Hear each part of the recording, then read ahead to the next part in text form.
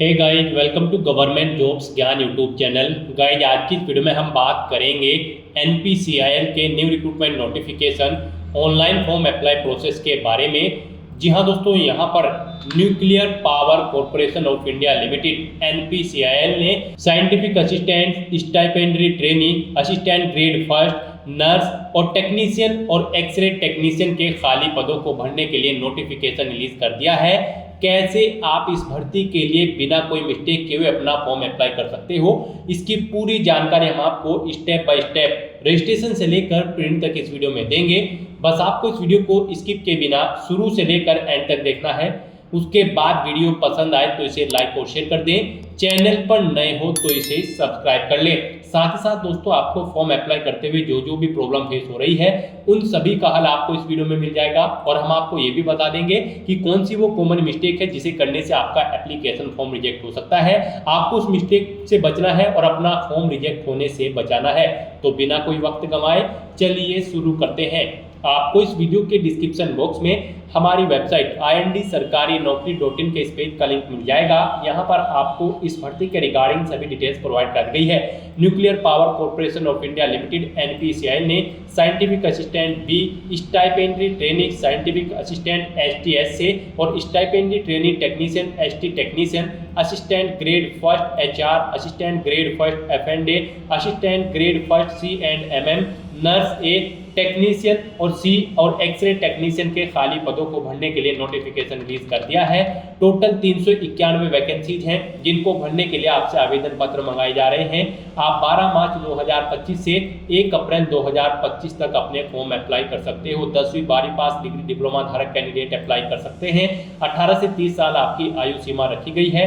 All India से आप online apply कर सकते हो। उसके लिए आपको इस पेज को नीचे स्क्रॉल डाउन करना है, इंपॉर्टेंट लिंक सेक्शन में आना है, ऑफिशियल नोटिफिकेशन PDF लिंक पर क्लिक करके इस भर्ती के नोटिफिकेशन को ओपन कर लेना है और इसमें से आपको पूरी डिटेल रीड कर लेनी है।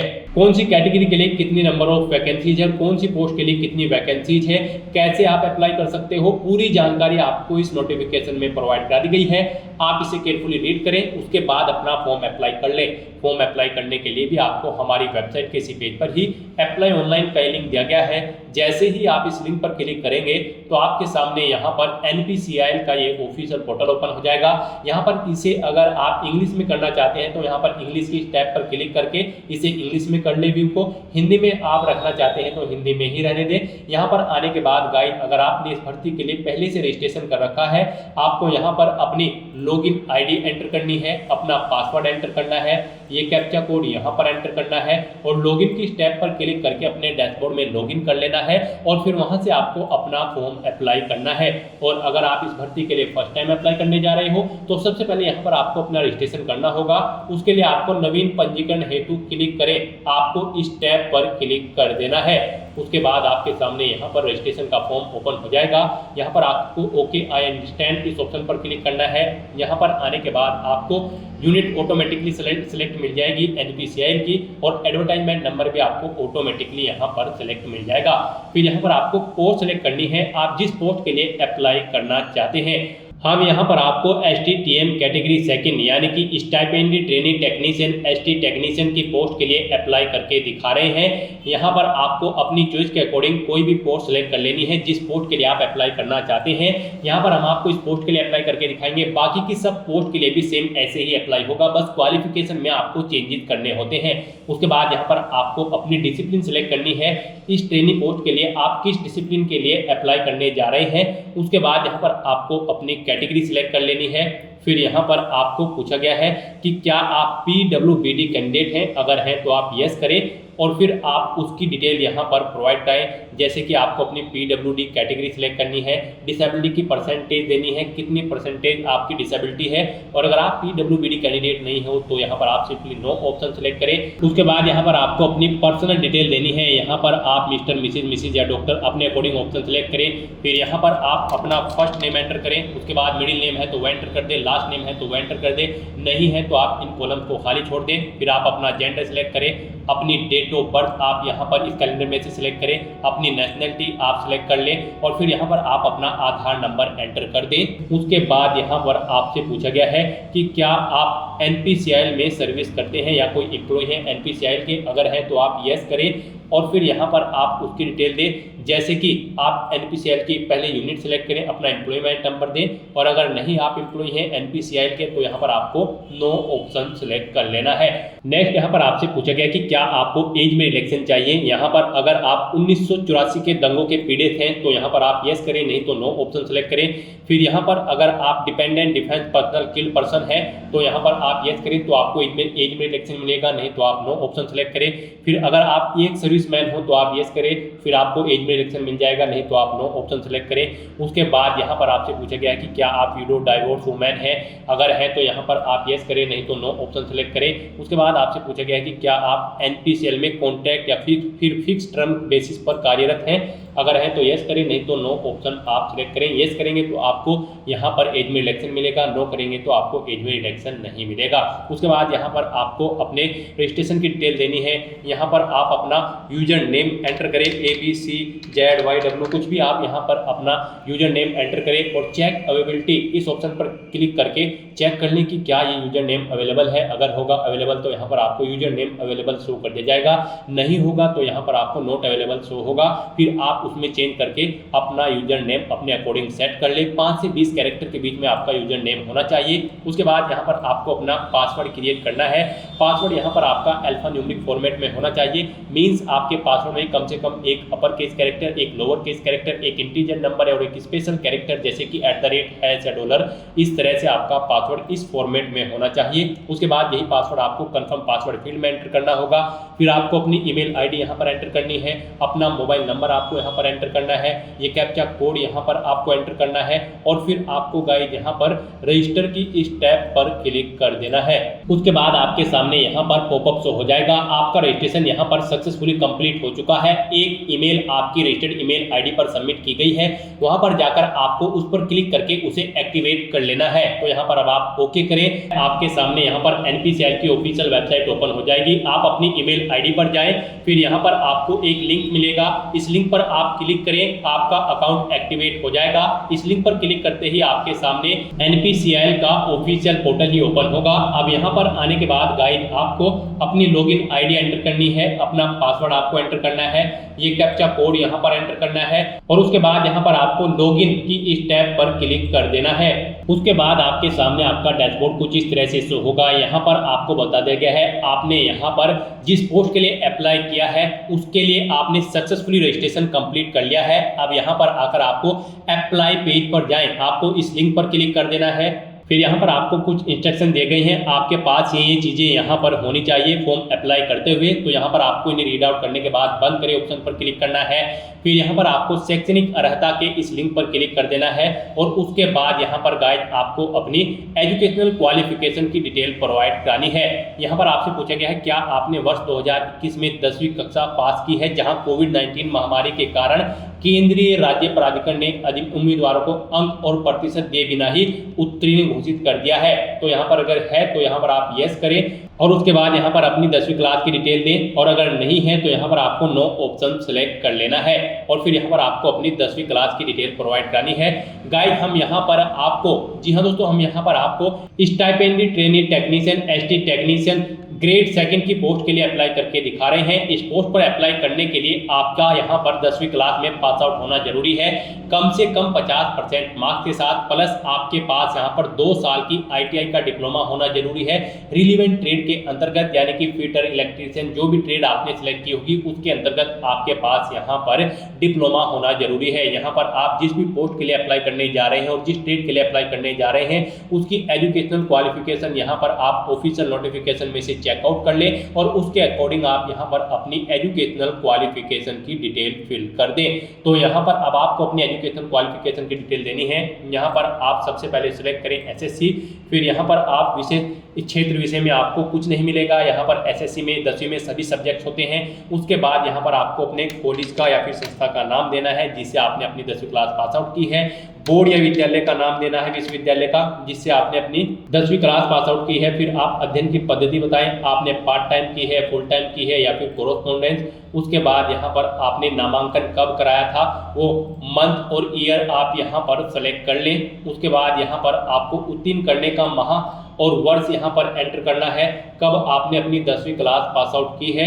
उसके बाद यहाँ पर आपको अपनी परसेंटेज देनी है, आपने 10वीं में यहाँ पर कितने % मार्क्स ऑब्टेन किए हैं। उसके बाद यहाँ पर आपको अपनी ITI की डिटेल देनी है, यहाँ पर आप ITI ऑप्शन सेलेक्ट करें। फिर यहाँ पर आप अपनी ट्रेड सेलेक्ट करें। फिर आप कॉलेज या संस्था का नाम दें जिससे आपने अपनी ITI कंप्लीट की है। बोर्ड या विश्वविद्यालय का नाम यहाँ पर आप दें। फिर यहाँ पर आपको बताना है आपने पार्ट टाइम की है, फुल टाइम या फिर कोरोस्पोंडेंस, आप ऑप्शन सेलेक्ट करें। फिर आपने कब इसमें एडमिशन लिया था वो डेट यहाँ पर आप सिलेक्ट करें, मंथ और ईयर। और ऐसे ही आपने कब पास आउट की है वो मंथ और ईयर यहाँ पर आप सिलेक्ट कर लें। फिर यहाँ पर आपने कितने % मार्क्स ऑब्टेन किए हैं वो यहाँ पर आप एंटर कर दें। इस तरह से आपको अपनी एजुकेशन क्वालिफिकेशन की डिटेल प्रोवाइड करनी है। फिर यहाँ पर आपको ITI के लिए अंतिम अंक तालिका के परिणाम जारी होने की अधिसूचना दिनांक यहाँ पर इस कैलेंडर में से सिलेक्ट कर लेनी है। गणित में SC में आपने यानी कि 10वीं क्लास में कितने % मार्क्स आपने ऑब्टेन किए हैं वो यहाँ पर आप एंटर करें। फिर विज्ञान में आपने 10वीं में कितने % मार्क्स ऑब्टेन किए हैं वो यहाँ पर आप एंटर कर दें। फिर यहाँ पर आपसे पूछा गया कि क्या आपने 10वीं में इंग्लिश सब्जेक्ट को एक विषय के रूप में पढ़ा है, तो यहाँ पर अगर पढ़ा है तो यस करें, नहीं तो आप नो ऑप्शन सेलेक्ट करें। उसके बाद यहाँ पर आपकी शारीरिक मानक आपसे पूछे गए हैं, आपको अपनी लंबाई यहाँ पर सेंटीमीटर में देनी है, कितनी सेंटीमीटर आपकी हाइट है। फिर यहाँ पर आपको अपना वजन देना है, कितने किलोग्राम आप में वजन है। उसके बाद यहाँ पर आपसे पूछा गया है क्या आपको यहाँ पर कंप्यूटर की नॉलेज है, इसमें आप MS वर्ड जानते हैं तो इस ऑप्शन को सिलेक्ट कर दें, एक्सेल जानते हैं तो वो, पावर पॉइंट जानते हैं तो वो भी, और जो चीज़ आप नहीं जानते हैं उसके सामने चेक बॉक्स न लगाएं। फिर यहाँ पर अगर आपने कोई और डिग्री या फिर डिप्लोमा कर रखा है तो उसकी डिटेल यहाँ पर आप प्रोवाइड कराएं, उसका नाम दे, विषय या विशेषज्ञता दे, संस्था विश्वविद्यालय का नाम दे, उत्तीर्ण करने का माह और वर्ष सेलेक्ट करें और अपनी डिटेल यहाँ पर आप प्रोवाइड करा दें। और अगर नहीं है तो आप इस सेक्शन को खाली छोड़ दें। और उसके बाद गाइस यहाँ पर अपनी एजुकेशनल क्वालिफिकेशन की सभी डिटेल्स प्रोवाइड कराने के बाद अब यहाँ पर आपको सेव करें और आगे बढ़ें, इस ऑप्शन पर क्लिक कर देना है। नेक्स्ट यहाँ पर आपको अपने एक्सपीरियंस की डिटेल देनी है। गाइज अगर आपको एक्सपीरियंस है तो यहाँ पर आप अपने एक्सपीरियंस की डिटेल दें, नहीं है तो इस पेज को नीचे स्क्रॉल डाउन करें और सेव करें और आगे बढ़ें, इस ऑप्शन पर क्लिक कर दें। और अगर आपको एक्सपीरियंस है तो यहाँ पर आप अपनी एक्सपीरियंस की डिटेल दें, यहाँ पर आप अपना नाम एंटर करें। फिर यहाँ पर आपको संगठन का प्रकार सेलेक्ट करना है जिसमें आप कार्यरत थे, वो सेंट्रल गवर्नमेंट थी, स्टेट गवर्नमेंट थी या फिर PSU, यहाँ पर या प्राइवेट सेक्टर, आप अपने अकॉर्डिंग ऑप्शन सेलेक्ट करें। पद का नाम दें यानी कि पोस्ट का नाम, जिस पोस्ट पर आप कार्यरत थे। आप नेचर ऑफ ड्यूटी यहाँ पर दें, किस दिनांक से किस दिनांक तक आपने वर्क किया है वो यहाँ पर आप सिलेक्ट कर ले। वर्तमान में सेवारत हैं या फिर नहीं, यस या नो ऑप्शन सेलेक्ट करें। इस तरह से आपको अपने एक्सपीरियंस की डिटेल दे देनी है। इन डेट्स के अकॉर्डिंग यहाँ पर आपके एक्सपीरियंस को कैलकुलेट करके आपको वर्ष, माह और दिन में बता दिया जाएगा। और अगर आपको एक से ज्यादा जगह वर्किंग एक्सपीरियंस है तो यहाँ पर आप नई कतार जोड़े, इस ऑप्शन पर क्लिक करें। एक और सेम ऐसी ही रो यहाँ पर ऐड हो जाएगी और उसमें आप अपने एक्सपीरियंस की डिटेल प्रोवाइड करा दें। फिर अगर आप फिलहाल कहीं पर कार्यरत हैं तो आपको उस संस्था को बता देना है कि आपने इस भर्ती के लिए अप्लाई किया है, लिखित में आपको उन्हें बता देना होगा। फिर यहाँ पर आपसे पूछा गया कि क्या आपने उन्हें निर्देशित कर दिया गया है, यानी कि उनको बता दिया है। जहाँ पर आप कार्यरत हैं तो यहाँ पर आपको यस ऑप्शन सेलेक्ट करना है और फिर आपको सेव करें और आगे बढ़ें, आपको इस ऑप्शन पर क्लिक कर देना है। नेक्स्ट यहाँ पर आपको अपनी पर्सनल डिटेल देनी है। यहाँ पर आपको अपने फादर का नाम एंटर करना है। उसके बाद यहाँ पर आपको अपनी मदर का नाम एंटर करना है। फिर यहाँ पर आपको अपना मैरिटल स्टेटस बताना है, आप मैरिड हो या फिर सिंगल हो या फिर डाइवोर्स है, आप अपने अकॉर्डिंग ऑप्शन सेलेक्ट करें। अपना धर्म यहाँ पर रिलीजन आप सेलेक्ट करें। फिर अपनी मातृभाषा यहाँ पर आप सिलेक्ट कर लें, कौन सी आपकी मातृभाषा है। फिर यहाँ पर आपको अपना स्टेट सिलेक्ट कर लेना है, जिस स्टेट से आप बिलोंग करते हैं। उसके बाद आपसे पूछा गया कि क्या आप किसी रोजगार कार्यालय में पंजीकृत हैं, अगर हैं तो यस करें। और फिर यहाँ पर आप उसकी डिटेल दें, जैसे कि रोजगार कार्यालय पंजीकरण संख्या, रोजगार कार्यालय का नाम, रोजगार कार्यालय का राज्य। और अगर नहीं है तो यहाँ पर आपको नो ऑप्शन सेलेक्ट कर लेना है।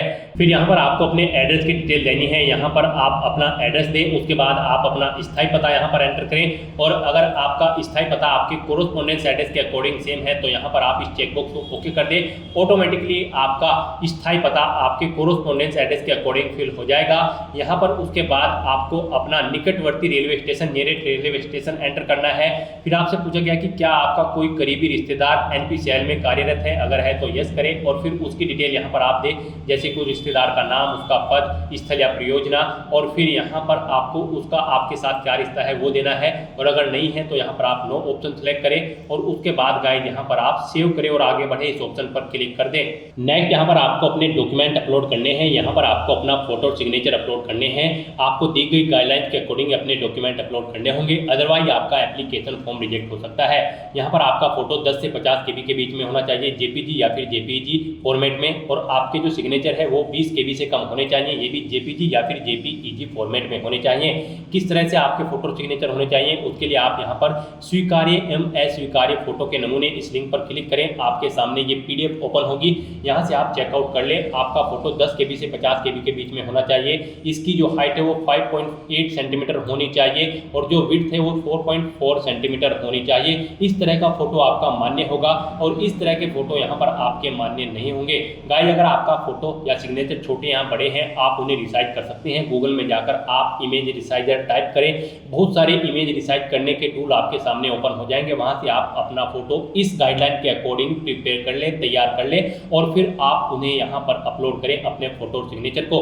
तो यहाँ पर अपलोड करने के लिए अब आपको चूज फाइल बटन पर क्लिक करना है, फाइल को सेलेक्ट कर लेना है और फिर यहाँ पर अपलोड करेंगे इस ऑप्शन पर क्लिक करके अपनी इस फाइल को आपको अपलोड कर देना है। इस तरह से आपको 1 बाय 1 करके अपना फोटो और सिग्नेचर यहाँ पर अपलोड कर देने हैं। उसके बाद गाइस यहाँ पर आपको सेव करें और आगे बढ़े इस ऑप्शन पर क्लिक कर देना है।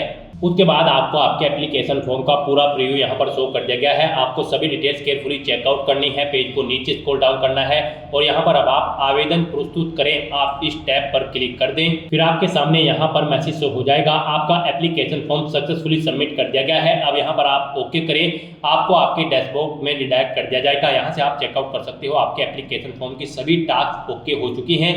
अब यहाँ पर आप आवेदन प्रपत्र का प्रिंट आप इस लिंक पर क्लिक करें और अपने एप्लीकेशन फॉर्म का एक हार्ड कॉपी प्रिंट आउट ले लें, फ्यूचर यूज के लिए, फ्यूचर रेफरेंस के लिए। और गाइस अगर आप यहाँ पर जनरल या फिर OBC कैटेगरी कैंडिडेट हैं तो आपको फिर यहाँ पर एप्लीकेशन फीस के रूप में कुछ अमाउंट जमा कराना होगा। जनरल OBC EWS कैंडिडेट को यहाँ पर 150 रुपये, scientific assistant ST SA nurse की पोस्ट के लिए जमा कराने होंगे और जनरल OBC EWS कैंडिडेट को बाकी की पोस्ट के लिए 100 रुपये जमा कराने होंगे। और अगर आप SC ST PWBD या फिर वुमेन या फिर EX सर्विसमैन कैंडिडेट हैं तो आपको एप्लीकेशन फीस जमा नहीं करानी है, आपका फॉर्म सबमिट हो चुका है। लेकिन जिन कैंडिडेट को फीस जमा करानी है पहले वे फीस जमा कराएंगे, उनके बाद उनका फॉर्म सबमिट होगा और उसके बाद आप उनको अपने एप्लीकेशन फॉर्म का हार्ड कॉपी प्रिंट आउट ले लेना होगा।